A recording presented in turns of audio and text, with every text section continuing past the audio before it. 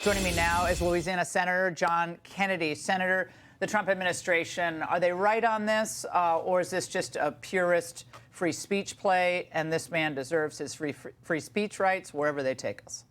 They're right. The ACLU is defending Mr. Khalil. They say this is a freedom of speech case. I support freedom of speech. How else would we know who the idiots are without freedom of speech?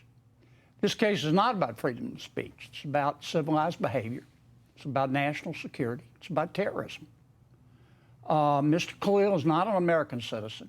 He's here with a green card. By word and deed, at Columbia, he's shown that he supports Hamas.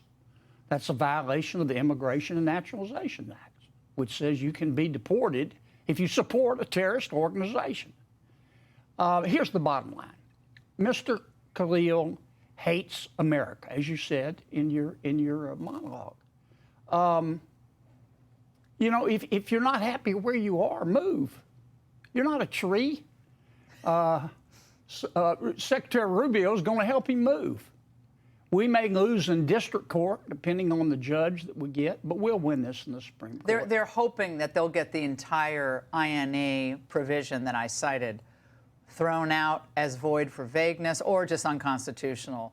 Because, again, there is some court precedent that gives non-citizens various constitutional rights, and it's pretty broad.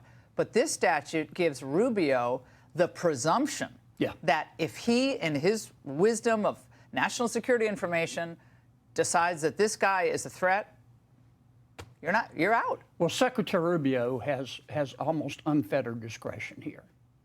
But you know, you talked about it in your monologue. There's a larger issue here. I blame Columbia for tolerating this. The administration and the faculty at Columbia, they're a bunch of virtuecrats and moral snobs. They believe in diversity, equity, inclusion, and the right to harass the Jewish people. And the American people have given Columbia hundreds of millions of dollars. We've just wasted it. We've been better off taking that money and spending it on scratch tickets and blackjack. And this insanity has got to stop. And I'm proud of the president, and I'm proud of Secretary Rubio for saying we've had enough. We have 1.1 million foreign students studying now in the United States. It's a record number. And I'm happy to have them. And so you think that American students should have to compete with foreign students at American universities? I don't actually believe that at all. I understand. I'm happy to have our foreign students. I want to pick the best and the brightest in the world and have them come to America. I think he got pretty good grades, so someone would say he's the best and the brightest. But also they have to love America. But the Chinese students here love America? No, they have to love America. So why are they here? Their allegiance has to be to the country, and when they're here, they have to behave. And the Immigration Naturalization Act is very clear. If they don't, if we even have a reasonable belief to think that their presence is adverse to foreign policy, we can deport them. And we should. And these universities like Columbia. But they like the money, right? They get the foreign students. Of course they get cash. They get the full. They don't get any scholarships. Other countries do the same thing. Australia, they admit so many foreign students, Chinese students. They love them paying full tuition. And that's fine, but these kids are here with permission of the American people.